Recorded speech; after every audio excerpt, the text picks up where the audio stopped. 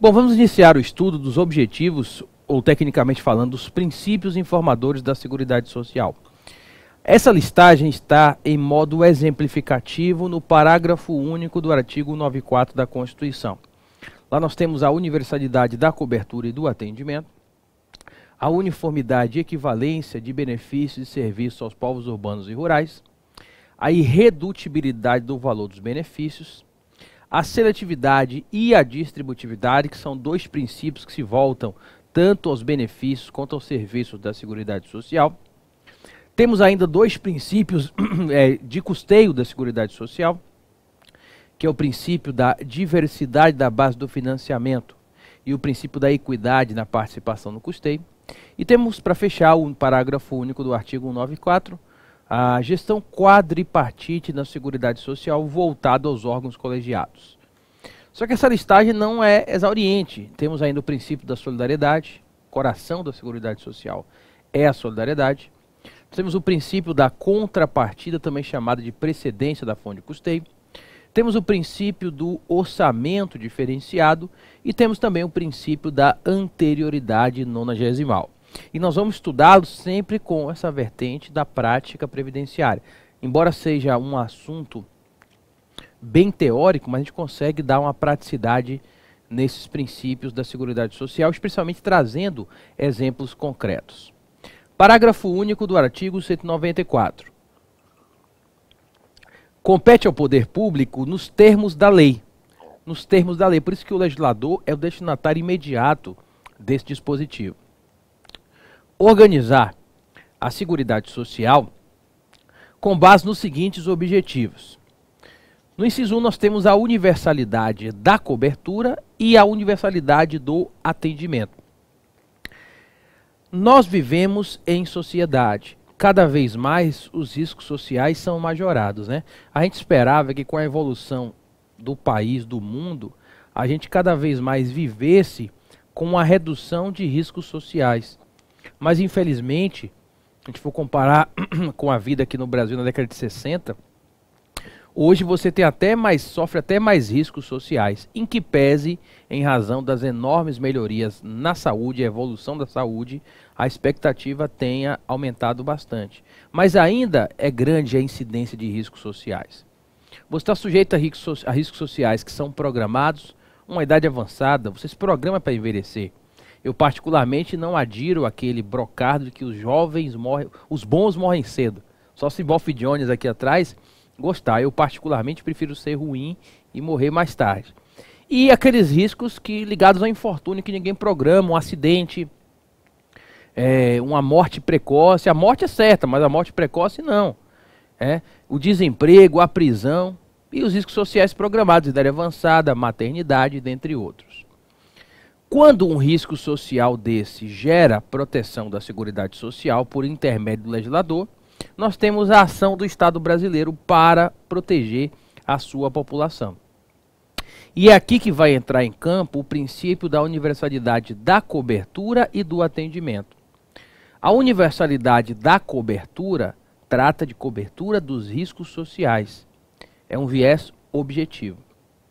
Já a universalidade do atendimento traz uma vertente subjetiva desse inciso 1, pois o atendimento se refere às pessoas.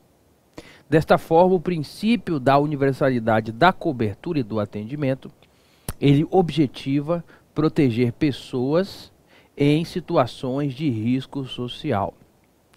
Mas é evidente, especialmente após o pós-positivismo, Alex Sider, Working e outros autores, que nós sabemos que os princípios têm caráter relativo. Digamos que a principal restrição ao princípio da universalidade da cobertura e do atendimento é a reserva do possível. É evidente que não há dinheiro público disponível para proteger todas as pessoas contra todos os riscos sociais. Daí que o legislador ele tem que fazer escolhas. E essas escolhas são feitas, conforme veremos daqui a pouco, como consequência de concretização do princípio da seletividade.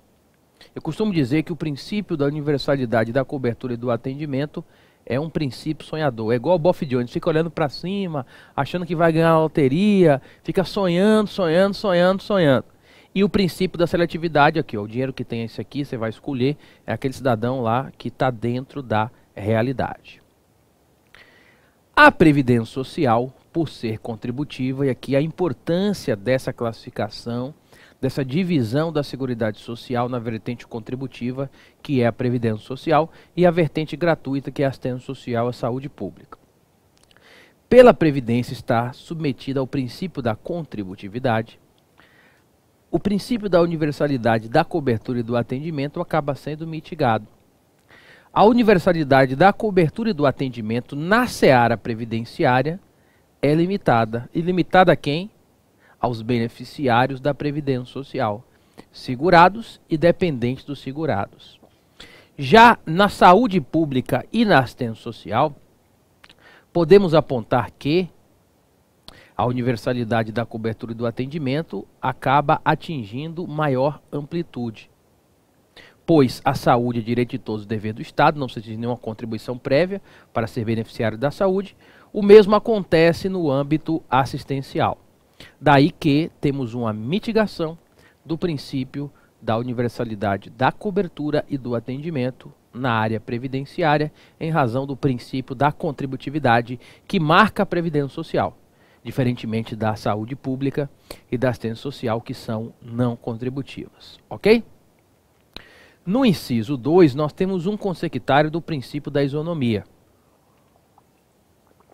que é o princípio da uniformidade e da equivalência dos benefícios e dos serviços às populações urbanas e rurais. É um princípio, obviamente, aplicado a todos os setores da Seguridade Social, mas, sem sombra de dúvidas, a sua matriz histórica está na Previdência Social. Como era antes da criação do regime geral de Previdência Social, constituído pelas leis 8.212, custeio, 8.213, benefícios, ambas de julho de 91. Nós tínhamos um apartheid previdenciário no Brasil. Nós tínhamos a Previdência dos Trabalhadores Urbanos, a Previdência Social Urbana, que tinha como principal diploma normativo a Lei Orgânica de Previdência Social, a LOPS, a Lei 3.807 de 1960. E nós tínhamos o Pró-Rural, que era a Previdência Social Rural, que abarcava os trabalhadores rurais, regulada pela Lei Complementar 11 de 71. Quem gerenciava a Previdência Urbana era o INPS, que viveu, o INPS é de 67 até 1990, então viveu aí 23 anos, morreu com 23 anos o INPS, passou a ser substituído pelo INSS, mas na frente vai trabalhar com essa parte de evolução histórica da Previdência Social. E quem gerenciava o Pró-Rural era um fundo que se tornou autarquia em 71, com a Lei Complementar 11, chamada Fundo Rural. Então ficava INPS na Previdência Urbana e Fundo Rural no Pró-Rural. E existia, especialmente na renda de benefícios, uma enorme discriminação negativa no Pró-Rural. Naquela época, a aposentadoria não se chamava por idade, se chamava por velhice. Era meio salário mínimo. E a pensão por morte do trabalhador rural era apenas 30% do salário mínimo. Ou seja, o trabalhador rural, na sua previdência, podia ter benefícios previdenciários que chegavam a substituir totalmente a sua remuneração em tese, mas que não chegavam sequer a um salário mínimo. Aposentadoria por velhice meio e pensão por morte 30% apenas do salário mínimo. E naquela época o salário mínimo era muito pior do que é hoje, tinha 5 vezes menos o poder de compra, imagine. E aí veio a Constituição. Nenhum benefício previdenciário que substitua a remuneração do segurado, quer urbano ou rural, não pode ser menor que o salário mínimo. E o grande exemplo desse princípio na seara previdenciária é a própria criação do regime geral. O regime chama geral porque ele abarcou conjuntamente trabalhadores urbanos e rurais em 1991, conduzindo à extinção do apartheid previdenciário, que era a previdência urbana de um lado e a previdência rural do outro. Então, pelo simples fato de um trabalhador ser urbano, outro é rural, esse fato por si só não justifica um tratamento diferenciado. É por isso que tem que existir um regime previdenciário único para ambos, como foi implementado 3 anos após a promulgação da Constituição. Mas cuidado, o princípio da uniformidade e da equivalência dos benefícios e serviços em favor de povos urbanos e rurais, ele veio com o objetivo, como consequetário do princípio da isonomia material, a proibir discriminações negativas. Discriminações positivas, desde que razoáveis, com embasamento constitucional, é evidente que são admitidas. Você pode ter uma situação desigual que justifique um tratamento desigual. E o principal exemplo foi trazido no próprio texto da Constituição. O trabalhador rural ele não tinha redução na idade antes da aposentadoria por idade, antes da Constituição. Hoje, em comparação urbano e rural, o trabalhador urbano aposenta por idade, veremos isso, 65 homens, 60 mulher. Já o trabalhador rural, 60 homens, 55 mulher. Isso não existia antes da Constituição. Foi uma conquista dos trabalhadores rurais no texto originário da Constituição. Ah, está discriminatório? Não, justifica. Quem labora no dia a dia previdenciário vê que o verdadeiro trabalhador rural, ele tem um envelhecimento precoce que eu estimo de média de 15 anos. Você olha para aquele homem de 60, parece ter 75. Você olha para aquela mulher de 55, parece ter 70. E é por isso que a própria Constituição entendeu que se justifica reduzir em 5 anos a idade na aposentadoria por idade para o trabalhador rural, diferentemente do que ocorre com o trabalhador urbano, pela natureza, pelo desgaste típico dessa atividade. E essa é uma discriminação positiva, não afronta a uniformidade e a equivalência dos benefícios e serviços aos trabalhadores urbanos e rurais. E hoje, esse princípio ele é invocado inclusive em favor de trabalhadores urbanos. Veremos lá na frente que existe uma aposentadoria por idade chamada híbrida no artigo 48, parágrafo 3º da Lei 8213. Essa aposentadoria por idade híbrida é em favor do trabalhador rural que não tem a carência de 15 anos e tem que somar carência urbana sem redução de idade. A aposentadoria por idade híbrida ela foi introduzida no 48, parágrafo 3º da Lei 8213, pela Lei 11.718 de 2008. Essa lei, quando saiu, estava em audiência, né? Já se vão 10 anos, né? Chega a assustar.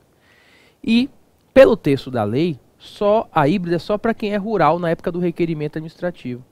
E o INSS até hoje entende assim. O STJ e a TNU estendeu a aposentadoria por idade híbrida do 48, parágrafo 3º para o trabalhador urbano, porque seria uma discriminação negativa contra o trabalhador urbano.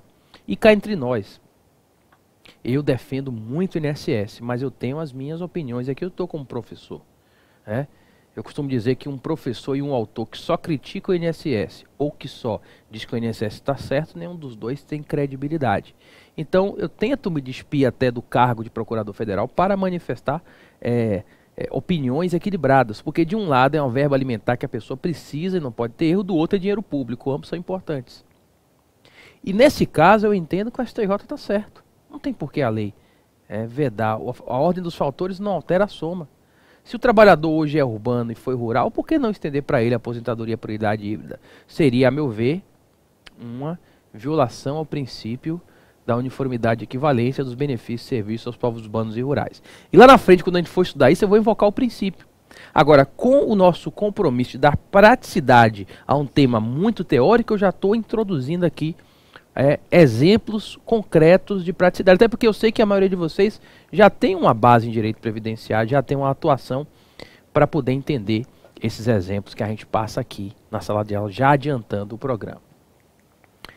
No inciso 3, nós temos a seletividade e a distributividade na prestação de benefícios e serviços. São dois princípios, mas são correlatos. O princípio da seletividade, ele é o realista.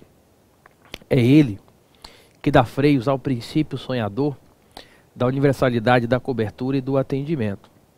A pergunta é: tem dinheiro disponível para proteger todas as pessoas contra riscos sociais? É evidente que não. Daí que o legislador é ele que escolhe Só que ele não faz uma escolha não, ele faz duas na verdade. Ele tem que verificar em sociedade quais são os riscos sociais mais importantes e olhar para trás, ver o dinheiro que ele tem disponível nas 3 áreas da Seguridade Social. Então, primeiro ele seleciona os riscos sociais sobre os quais ele vai construir benefício e serviço da Seguridade Social. Vou dar 2 exemplos previdenciários. A morte é um risco social. A morte do segurado é um risco social, foi selecionado porque gera o benefício de pensão por morte. A invalidez foi um risco social cobertado. Já a doença com incapacidade por 10 dias, não. Veremos lá na frente que o benefício previdenciário do auxílio-doença, a teor do caput do artigo 59 da Lei 8213, é devido ao segurado que estiver incapaz para o trabalho ou para a sua atividade habitual por mais de 15 dias consecutivos. Costumo dizer que o INSS não vai ter a máquina movida para curtos afastamentos. O risco social, incapacidade para o trabalho ou atividade habitual por até 15 dias consecutivos, não foi selecionado pelo legislador, não foi selecionado pelo artigo 59 da Lei 8213, não gerando direito ao benefício previdenciário do auxílio-doença. Mas o exemplo que eu mais gosto de invocar a respeito do princípio da seletividade é, sem sombra de dúvidas, o artigo 203, inciso 5 da Constituição. Não há no orçamento da Seguridade Social, na parte assistencial, dinheiro público disponível para dar um salário mínimo de graça para todos os pobres. Aí eu pergunto para você, das pessoas pobres, quem mais precisa do BPC-LOAS, do benefício de prestação continuada, da Lei Orgânica de Assistência Social? As pessoas idosas e os deficientes que certamente não vão conseguir renda. Daí que a seleção feita em favor de idosos e deficientes para o BPC-LOAS, no artigo 203, é um exemplo fantástico de seletividade. E aquilo que eu falei, é selecionado tanto o risco social, no caso a pobreza, quanto o beneficiário, que é o idoso e o deficiente carente. E nós temos também, como outro exemplo da seletividade, a situação de baixa renda para o auxílio reclusão e salário família. Veremos em breve que esses 2 benefícios previdenciários, o salário família, que é um benefício para os segurados de baixa renda, que tenham filhos ou equiparados menores de 14 anos ou invade de qualquer idade, ou o auxílio reclusão, que é um benefício para o segurado preso de baixa renda, esses benefícios passaram a exigir baixa renda com o advento da emenda constitucional 2098. Então houve uma seleção para a baixa renda para a concessão do auxílio reclusão e do salário família. E o próprio Supremo Tribunal Federal acaba dando para nós esse exemplo. Vejam o recurso extraordinário 587-365 de 2009. Segundo decorre do artigo 201, inciso 4 da Constituição, a renda do segurado preso é que deve ser utilizada como parâmetro para a concessão do benefício e não a de seus dependentes. Tal compreensão se extrai da redação do referido dispositivo dado pela emenda 2098, que restringiu o universo daqueles alcançados pelo auxílio reclusão, a qual adotou o critério da seletividade para apurar a efetiva necessidade dos beneficiários. É, de fato, um princípio extremamente importante.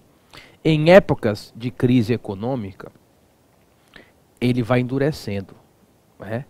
Em épocas de fartura, ele vai ampliando. É como se fosse uma sanfona, né?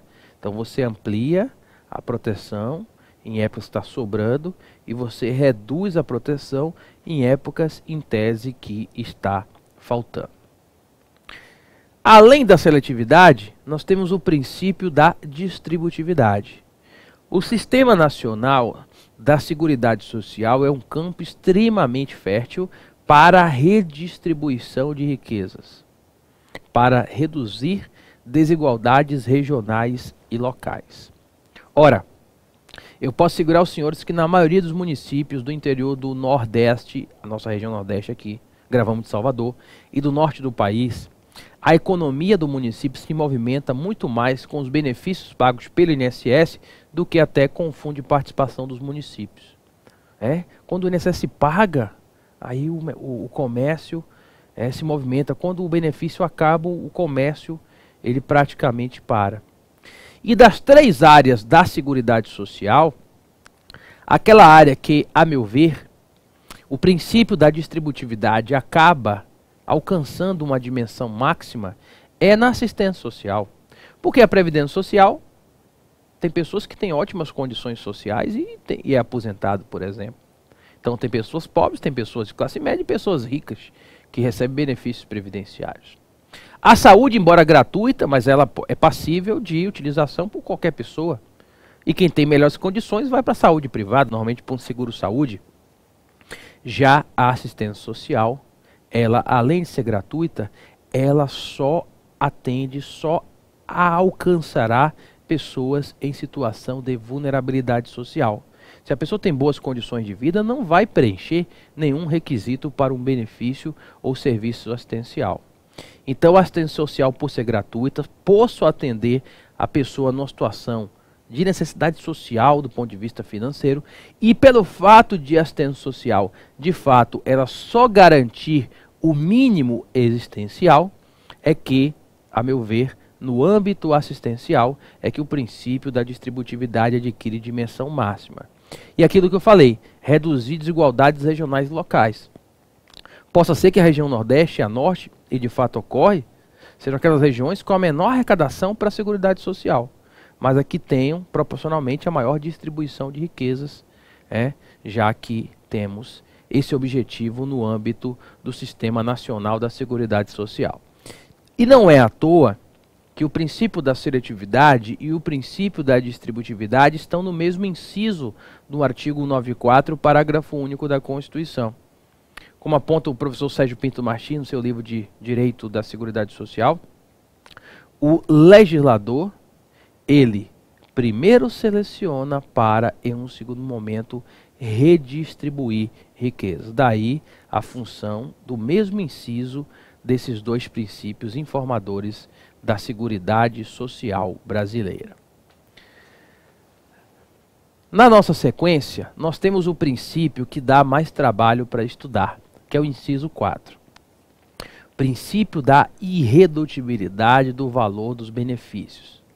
É aqui que aflora a importância da divisão da Seguridade Social no subsistema contributivo, que é a Previdência Social, e no subsistema gratuito ou não contributivo, formado pela assistência social e pela saúde pública. Vejam que a irredutibilidade é só do valor dos benefícios e não dos serviços, porque é uma questão pecuniária.